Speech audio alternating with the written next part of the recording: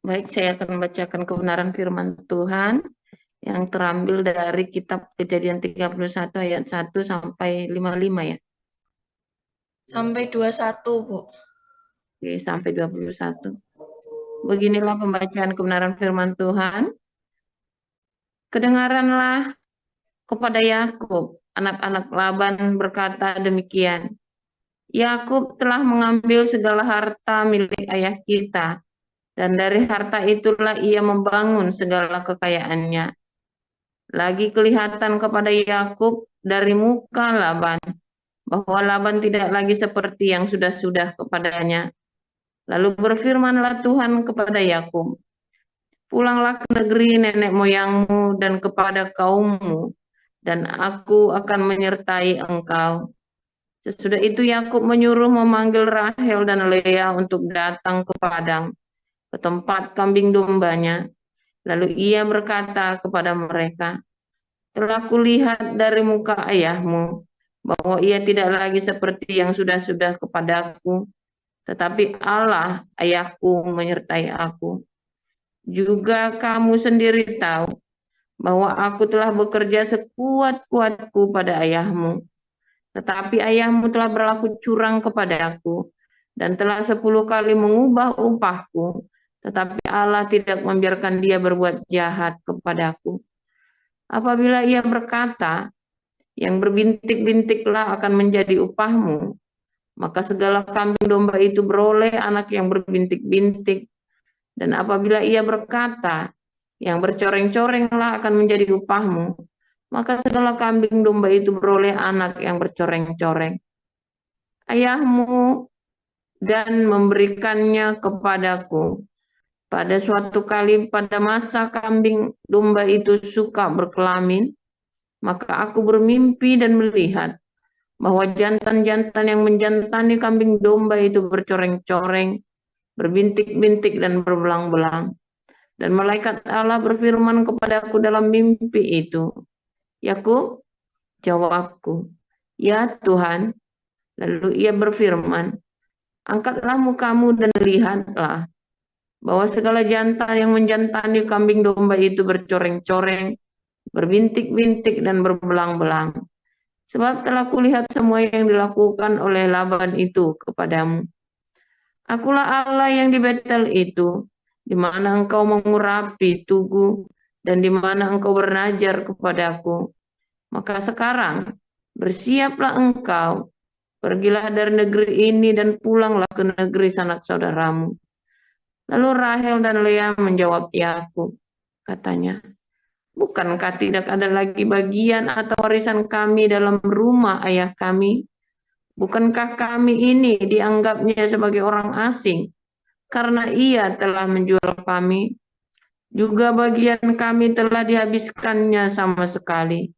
Tetapi segala kekayaan yang telah diambil Allah dari ayah kami adalah milik kami dan anak-anak kami. Maka sekarang perbuatlah segala yang difirmankan Allah kepadamu.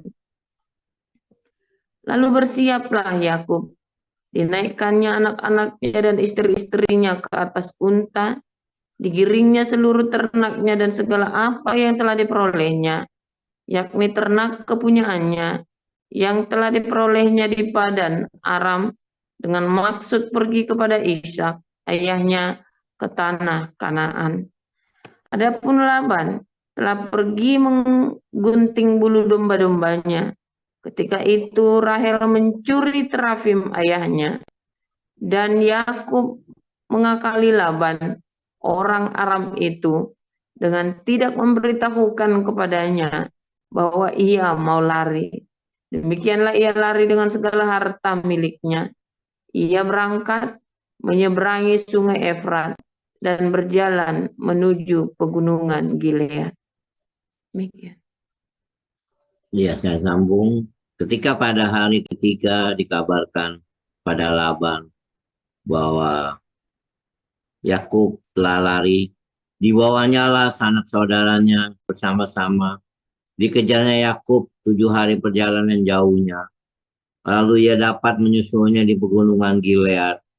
Pada waktu malam datanglah Allah dalam suatu mimpi kepada Laban, orang Aram itu, serta berfirman kepadanya, jagalah baik-baik, supaya engkau jangan mengatai Yakub dengan sepatah kata pun. Ketika Laban sampai kepada Yakub, Yakub telah memasang kemahnya di pegunungan. Juga Laban dengan sanak saudara telah memasang kemahnya di pegunungan Gilead. Berkata Laban kepada Yakub, apakah yang kau perbuat ini? Maka engkau mengakali aku yang mengangkut anak-anakku perempuan sebagai orang tawanan. Mengapa engkau lari diam-diam dan mengakali aku? Mengapa engkau tidak memberi tahu kepadaku supaya aku menghantarkan engkau dengan sukacita dan nyanyian dengan lebana dan kecapi. Lagi pula engkau tidak memberikan aku kesempatan untuk mencium cucuku laki-laki dan anak-anakku perempuan. Memang bodoh perbuatanmu itu. Aku ini berkuasa untuk berbuat jahat kepadamu. Tetapi Allah ayahmu telah berfirman kepadaku tadi malam, jagalah baik-baik, jangan engkau mengatai Yakub dengan sepatah kata pun. Maka sekarang kalau memang engkau harus pergi semata-mata karena sangat rindu ke rumah ayahmu, mengapa engkau mencuri dewa-dewaku?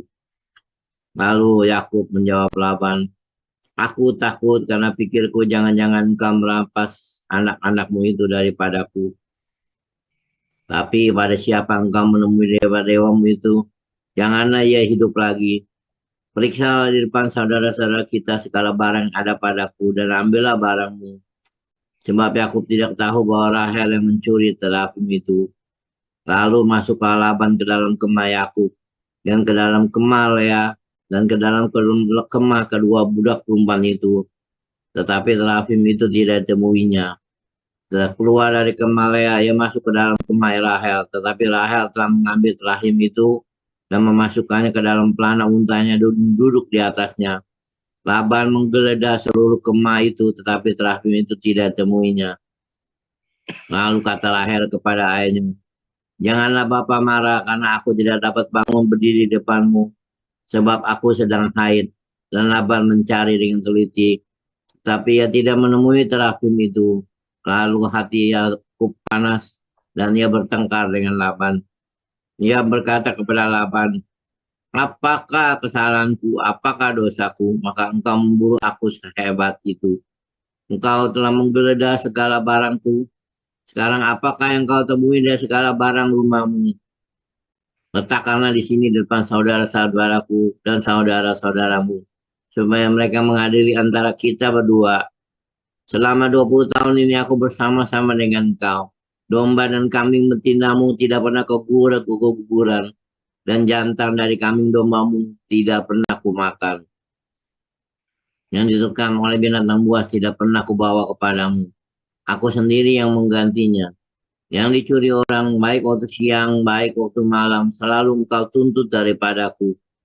Aku dimakan panas pada hari waktu siang, dan kedinginan waktu malam, dan mataku jauh daripada tertidur. Selama 20 tahun ini aku di rumahmu. Aku telah bekerja padamu 14 tahun lamanya untuk mendapatkan kedua anakku, dan 6 tahun untuk mendapatkan ternakmu. Dan engkau telah 10 kali mengubah upahku. Seandainya Allah ayahku, Allah Abraham dan yang disegani oleh Ishak tidak menyertai aku, tentulah engkau sekarang membiarkan aku pergi dengan tangan hampa. Tetapi kesengsaraanku dan jerih payahku telah diperhatikan Allah, dan ia telah menjatuhkan putusan tadi malam. Lalu Laban menjawab Yakub, perempuan-perempuan ini anakku dan anak-anak lelaki ini cucuku, dan ternak ini ternakku, bahkan segala yang kau lihat di sini adalah milikku. Jadi apakah yang dapat kuperubah sekarang kepada anak-anakmu ini, atau kepada anak-anak yang dilahirkan mereka? Maka sekarang marilah kita mengikat perjanjian, aku dan engkau, supaya itu menjadi kesaksian di antara aku dan engkau. Kemudian Yakub mengambil sebuah buah batu dan didirikannya menjadi tugu. Selanjutnya berkatalah Yakub kepada sanak saudaranya, kumpulkanlah batu. Maka mereka mengambil batu dan membuat timbunan. Lalu makanlah mereka di sana dekat timbunan itu. Laban menamai timbunan batu itu Yegal Sahaduta, tetapi Yakub menamainya Galet. Lalu kata Laban, Timbunan batu inilah yang pada hari ini menjadi kesaksian antara aku dan engkau. Itulah sebabnya timbunan itu dinamainya Galet dan juga Mispa. Sebab katanya Tuhan kiranya berjaga-jaga antara aku dan engkau apabila kita berjauhan.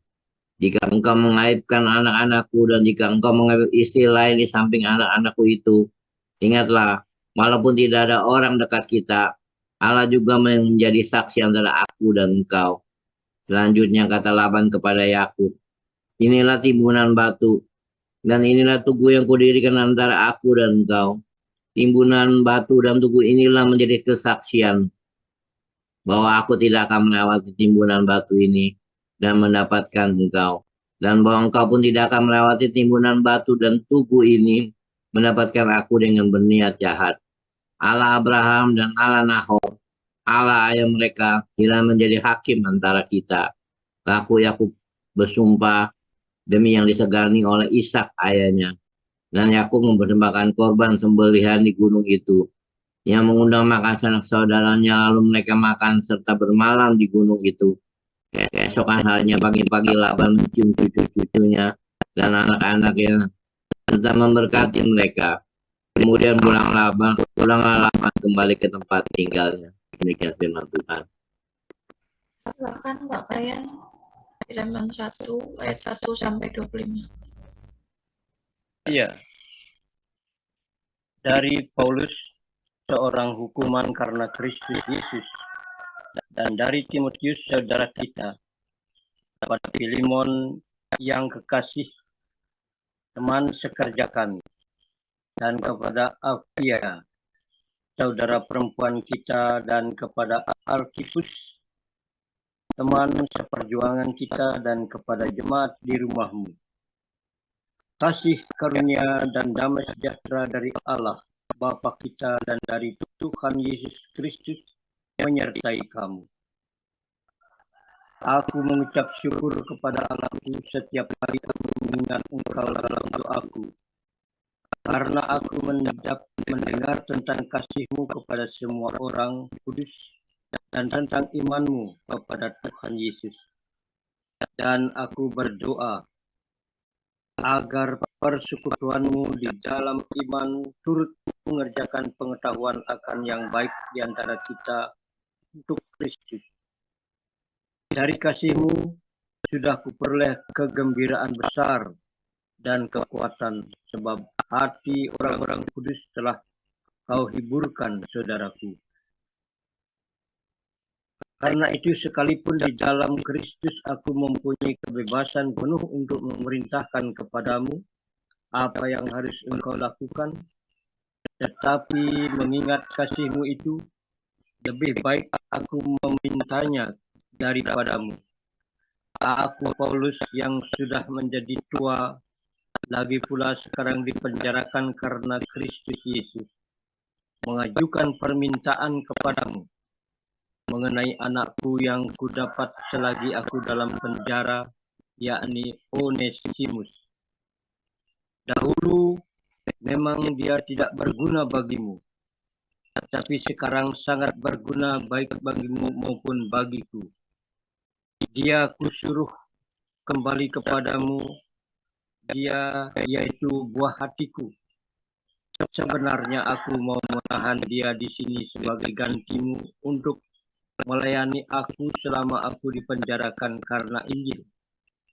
Tetapi tanpa persetujuanmu, aku tidak mau berbuat sesuatu, supaya yang baik itu jangan engkau lakukan seolah-olah dengan paksa, melainkan dengan sukarela. Sebab mungkin karena itulah dia dipisahkan sejenak daripadamu, supaya engkau dapat menerimanya untuk selama-lamanya. Bukan lagi sebagai hamba, melainkan lebih daripada hamba, yaitu sebagai saudara yang kekasih. Bagiku sudah demikian, apalagi bagimu, baik secara manusia maupun di dalam Tuhan. Kalau engkau menganggap aku temanmu seiman, terimalah dia seperti aku sendiri. Dan kalau dia sudah merugikan engkau ataupun berhutang kepadamu, tanggungkanlah semuanya itu kepadaku. Aku, Paulus, menjaminnya dengan tulisan tanganku sendiri. Aku akan membayarnya, agar jangan ku katakan, tanggungkanlah semuanya itu kepadamu, karena engkau berhutang kepadaku, yaitu dirimu sendiri. Ya saudaraku, semoga engkau berguna bagiku di dalam Tuhan. Hiburkanlah hatiku di dalam Kristus. Dengan percaya kepada perkataanmu, kutuliskan ini kepadamu. Aku tahu lebih daripada permintaanku akan kau lakukan. Dalam pada itu bersedialah juga memberi tumpangan kepadaku, karena aku harap oleh doamu aku akan dikembalikan kepadamu.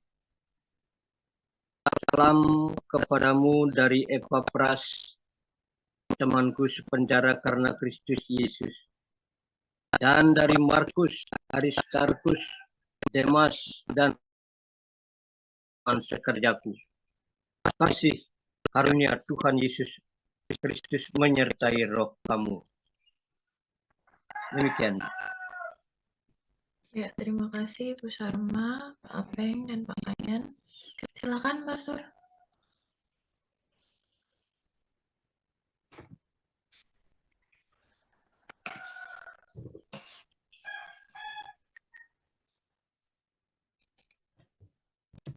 Silakan, Pastor Paul.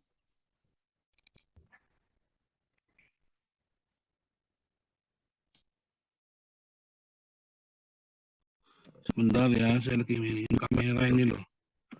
Oh, udah nih.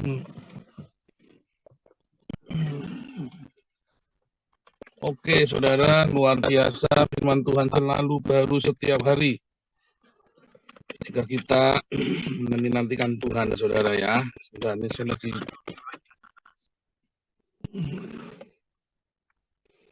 Saudara, tiap hari kita belajar di sini ya, bagaimana kita bisa hidup bersama dalam komunitas ya.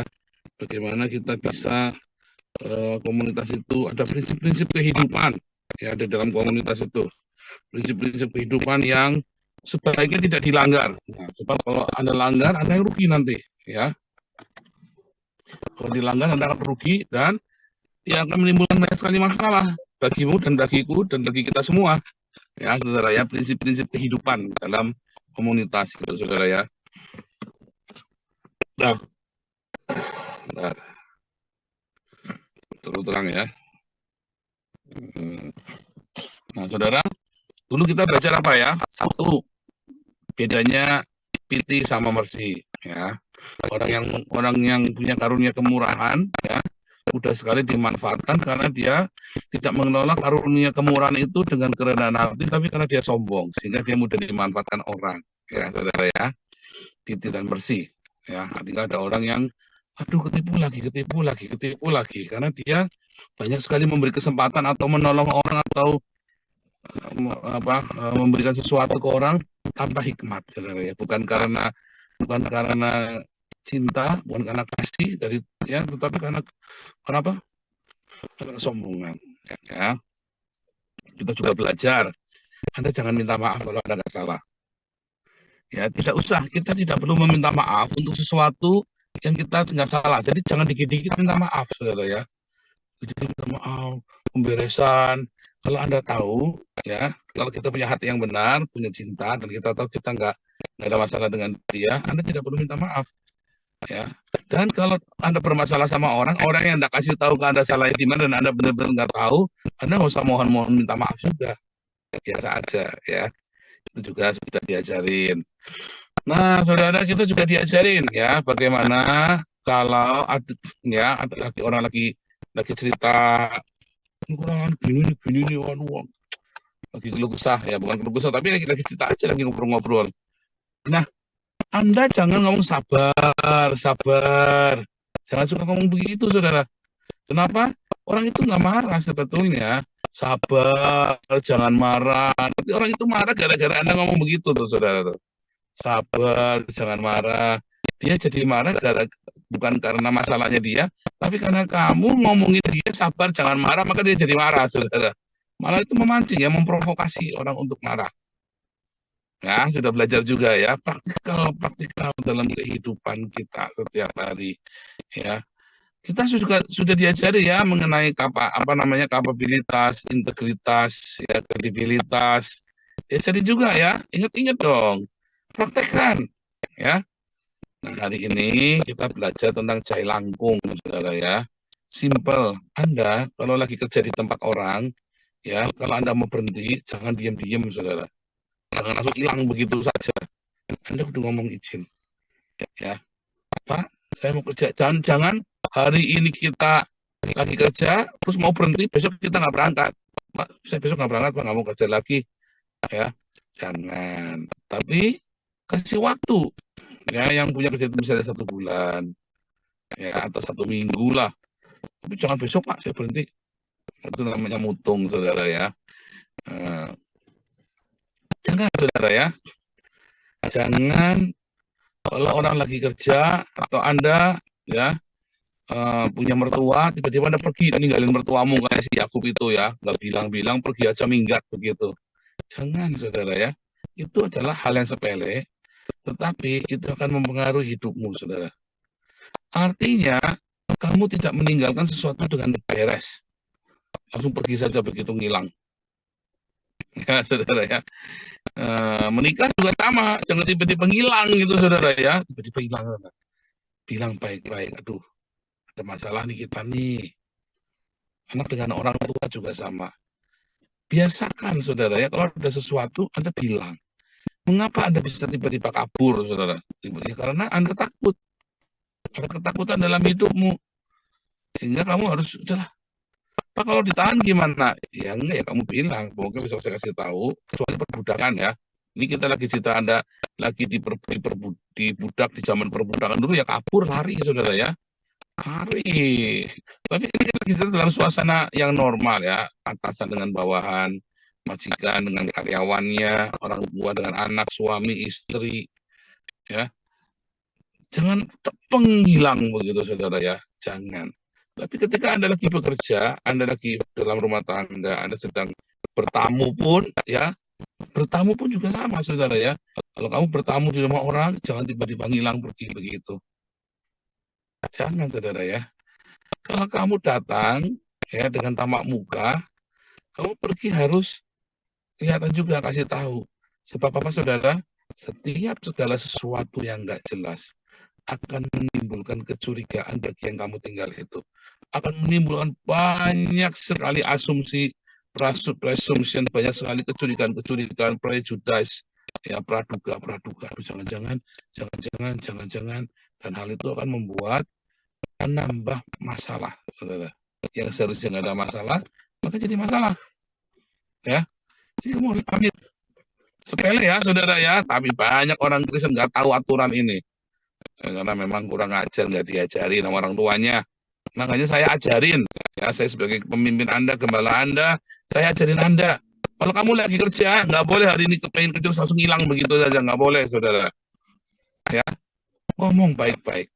Pak, saya nggak mau kerja di sini lagi, ya kan? Ya alasannya Pak, capek aja Pak, saya pengen berhenti saja. Ya, kadang-kadang ya karena kamu ngomong, kamu gajinya dinaikin 2 kali lipat, saudara.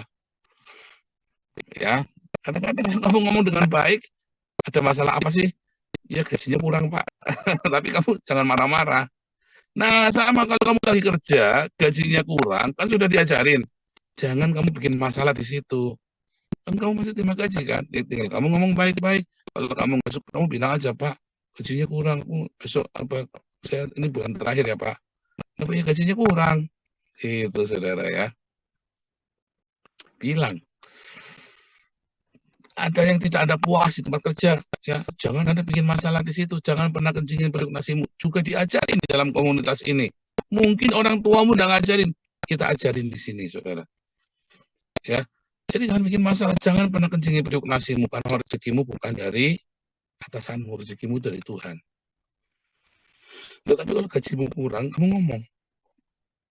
Kalau bosmu nggak mau ngasih, ya kamu cari kerjaan lagi yang baru. Dan waktu cari kerjaan baru, jangan pleng hilang di kerjaan. Ben edan, ben bosku edan sisan. Tinggal begitu aja, pleng. Nggak boleh, sudah. Itu namanya cai langkung. Kamu datang, ya kan? Datang, tiba-tiba datang. Terus pergi, kamu tiba-tiba pergi, ya. Datang tak diundang. Pergi tak diantar, ya kan? Itu namanya cai langkung. Kalau kita sebagai anak-anak Allah, anak-anak terang, belajarlah hidup dalam terang. Kalau kamu tidak dalam terang, menimbulkan banyak sekali masalah, dan kamu tidak bisa membersihkan tuduhan-tuduhan itu dari kamu. Karena kamu pergi dari itu, dan kamu nggak bisa salahkan orang lain. Ya, praduga itu Anda nggak bisa larang. Orang kan boleh berpraduga. Oh, aku difitnah. Enggak. Kamu tidak difitnah. Orang berpraduga kamu karena kamu pergi begitu saja. Ingat-ingat tuh saudara ya. Sepele ya. Sepele, tetapi banyak orang Kristen menyepelekan hal yang sepele ini. Karena sepele dan akibatnya fatal. Lalu Anda sekali, 2 kali, 3 kali, lama-lama jadi kebiasaan dalam hidupmu. Kalau apa-apa pergi ngilang dah. Ya, bosan sama jengkel sama suami, hilang pergi. Jengkel sama siapa, hilang pergi. Apa semua hilang pergi. Ada jadi kebiasaan dalam hidupmu, saudara. Biasa lari dari kenyataan. Biasa lari dari kehidupan. Biasa lari. Ya, Anda tidak berani menghadapi untuk sekedar pamit. Ya, Anda tidak berani menghadapinya. Sepele ya. Iya, kelihatannya sepele. Tapi ya, berat saudara untuk melakukannya kalau hati kamu selalu penuh dengan tertuduh. Kalau kamu tidak ikutin aturan-aturan kehidupan. Makanya kan saya ajarin kan aturan-aturan kehidupan dari kemarin kan. Kita ini timbun pagi belajar aturan-aturan kehidupan kita dalam kehidupan kita sehari-hari, saudara. Sehingga hidupmu jadi ringan. Kayak saya. Ya, mungkin banyak orang salah paham dengan saya. Tetapi karena saya ikutin aturan kehidupan, saya selalu menang dalam berkonflik dengan orang lain, saudara. Saya selalu menang. Ya, karena saya patuhi semua konflik. Pernah tak ajarin juga ya, kalau kamu sedang berkonflik sama orang, jangan pernah jelek-jelekan orang yang kamu sedang berkonflik itu. Begitu kamu buka mulut, jelek-jelekan orang yang lawan kamu pasti kalah. Pasti kalah. Saya sudah lakukan itu, saudara, berkali-kali. Dan saya sangat lihai jago dalam itu. Karena sudah kulino. Ya, karena sudah biasa, saya biasa disalahpahamin orang karena saya pikirnya jauh ke depan, kemana mudah jauh. Anda baru selangkah, saya pikirnya Anda baru ngelangkah, saya pikirnya sudah sampai ke planet Mars. Sehingga orang suka salah paham dengan saya. Dengan itu saya ngerti, kamu salah, kamu nggak akan ngerti, makanya saya diam. Terus kemudian orang itu memfitnah itu, akibatnya apa? Saya yang menang. Prinsip-prinsip kehidupan. Sehingga saya nggak pernah takut ketemu orang, saudara. Saya tidak pernah menghindari orang lain. Karena saya selalu damai. Lalu orang menuduh saya, kamu ribut, enggak? Oh, enggak. Orang mau datang sini boleh-boleh aja. Nah, satu-satunya yang saya tidak suka, saudara ya, kalau orang pamitan sama saya, apa saudara? Kalau lagi ngesom. Lagi ngesom, di dalam cuma 20 orang, terus dia tiba-tiba ngomong, aku pamit dulu ya. Aku live dulu ya. Itu paling nggak down tuh ya, saudara. Dulu zaman pertama-tama itu ya. Yang datang cuma 20, lalu aku live dulu ya. Udahlah. Karena begitu aku live dulu, yang lain aku juga, aku akhirnya semua pada live semua. Gak usah bilang-bilang, kalau lagi ngesom itu, kalau saya mau pergi, saya cuma capri aja, aku nggak di sini ya. Nah, terus saya tak diem kena zoomnya, saudara. Biasanya begitu. Kalau dia bukan teman saya, ya bodo amat, tak tinggal aja, saudara ya. Tapi kalau itu teman saya, biasanya, aku tetap ini ya. Aku tetap, tapi jangan dipanggil-panggil. Aku sambil ngerjain lainnya. Karena apa? Kita sedang membantu dia supaya ya, kalau penuh kan semangat, saudara ya. Kadang-kadang ada orang yang suka gitu ya, nakal ya, saudara, sengaja buat ngedown kan. Aku live dulu ya, bosen nih acaranya. Nah, itu tuh yang paling menyebalkan tuh yang begitu-begitu tuh ya. Nah, kalau begitu, datang dari panggil, pergi, nggak usah bilang, jangan bilang-bilang malah. Jangan bilang-bilang kalau begitu. Japri saja ya, karena ada private message, aku jalan dulu ya. Siapa kalau ada pergi ya, nongol begitu kan, nongol itu di ini ya kan, di pesannya itu, ngomong ke semua orang. Sehingga yang lain ikut terpengaruh, aku juga pergi. Ya, udah yang datang cuma 15 orang, yang pergi 7 orang, udah dah, sepi dah. Untung kita nggak pernah sepi, saudara ya, selalu ramai. Begitu saudara ya, itu satu-satunya yang kalau mau pergi jangan bilang-bilang itu ya kalau lagi ngesom saudara ya, karena akan merusak suasana. Tapi kalau dalam kehidupan sehari-hari ya bilang lah ya, ngomong, izin. Hal sepele, tapi kamu akan kalau kebiasaan kamu lakukan, kamu akan biasa lari dari kenyataan, kamu akan tidak berani menghadapi kenyataan.